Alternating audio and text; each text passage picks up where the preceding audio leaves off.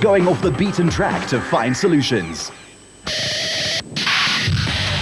And off the beaten track they would go too for the prologue over 40 Ks. This race is against the clock and it's designed to compile the starting order for the next day's racing proper. So the faster you go over the short hop, the less traffic you have in front of you.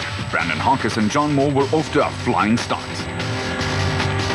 Okay, at the bottom here, 200 meters, 100 meters, 90 left. 90 left here.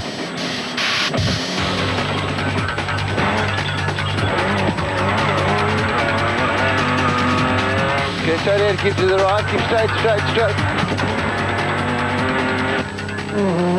Former national champions Duncan Foss and Ralph Pitchford in their Nissan Navara SP were off next and chasing hard. While defending SP champs Woolwich and his co-driver Kenny Schulthammer's Ford Ranger was sounding awesome. But trouble for Harkis and Moore early on. Keep left here, keep left. Go straight back up. For heck's sake, Johnny. This is alright, bro. If you're in car with someone for hours at a time, forgiveness comes easily. Foss and Pitchford, meanwhile, were clocking some fast intermediate times and were going well.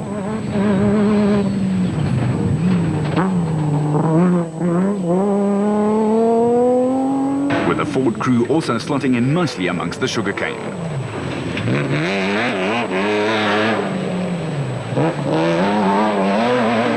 But the men who were setting things alight was Hluhluwe and Jordan. The defending national champions were on a mission, and a quick one at that.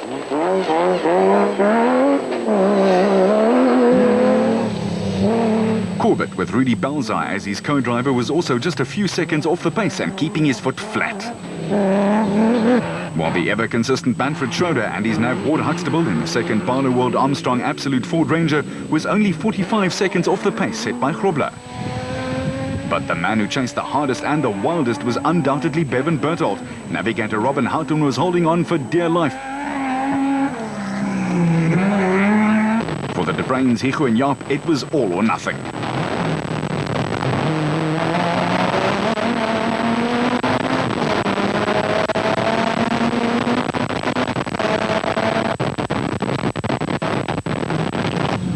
The McLaren XL dealer team Toyota was proving to be quick.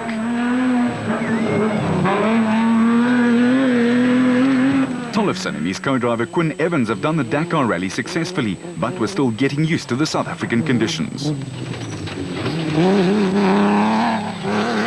Surprisingly, Chris Visser and Jaapie Badenhorst in their Castrol Toyota were off the pace by more than 3 minutes, but perhaps they were conserving the car for the 400 tough Ks ahead. Brothers Henry and Maurice Mackin in the Ryobi Nissan were handily leading the Class D qualifiers.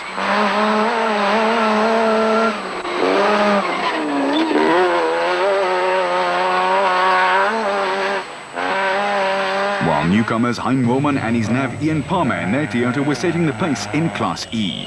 Another sibling pairing, Yuri and Andre Duplessis, were just 21 seconds behind the Zermattens in Class D.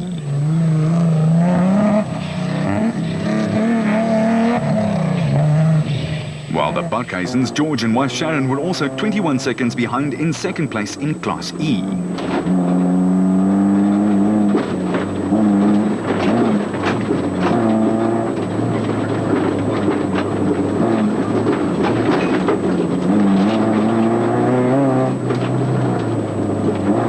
Jannie Visser and Joks Leroux, the surprise package of 2006, were third, another 11 seconds behind, and the Team Barbaspan Castrol Toyota was going smoothly. The Raconics team with Gutsiel Abaskachny and Johan Gerber were third in class, 45 seconds behind the Duplessis. But a very popular win again went to Hluhluwe and Jordan in the flying Nissan Navara in 28 minutes and 15 seconds, and that gave them just a 1 second margin over Berthold and Houghton in the Castrol Toyota Hilux. The battle lines were certainly drawn. If the production cars was anything to go by, the specials would let it rip, and indeed that was the case, as reigning national champions Alfie Cox and Henny Terstegen demonstrated. Their motorite-backed stablemate Evan Hutchison and his co-Achim Bergman were also in cruise control and steamed along, just 3 seconds behind their illustrious teammate Cox. Gary Berthold and Henry Costain in the big Atlas Copco was leaving the pits only to discover that their water pump belt had come off. That led to the car overheating and they had to slow down. They were 3 minutes back.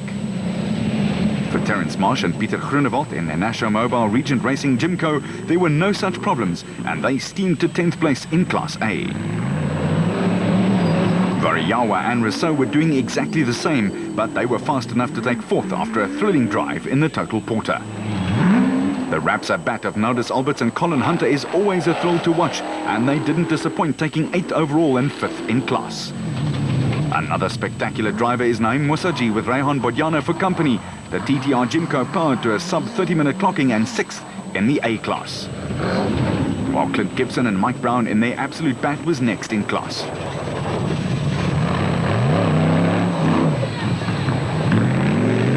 The young Pineapples were probably stopping the growing process with all this rumble in the jungle going on, but that did not stop Class B leaders Johan and Etienne Besaidnout to carry out their threats. They were going fast. Second in class was the Keymax outfit, the father and son combination, Jan and Hendrik Kraai, just 1 small second off the lead, but trouble for Marcus Taylor and Derek Keith in the JRE. Just take a little bit there. Yeah, no, we out, Derek. We need another road.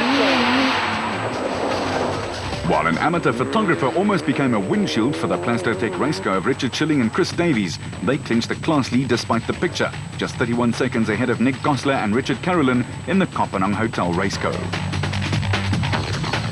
But no one could match the pace of the two motorized teams, Cox and Tersteege and Hutchison with Bergman. Only 14 seconds covered the top 5, a sign of some tight racing to come.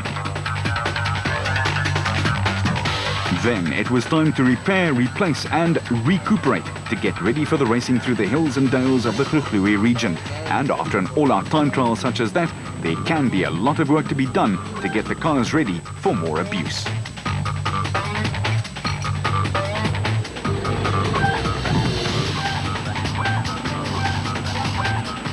For Alfie Cox, it was a feather in the cap and a fillip to his confidence. No, I think, you know, we've come to a different race, which is actually nice for everybody, but it's nice to win the time trial. I mean, Evan and Gary Bertol have been doing it, I think, for the last couple of races, and, you know, I've always wanted to do this time trial thing. I think I've only got 1 or 2 pole positions, but it's nice to win the time trial in a new area, and we felt good today. I mean, Henny did a fantastic job with the navigation. I think that's important.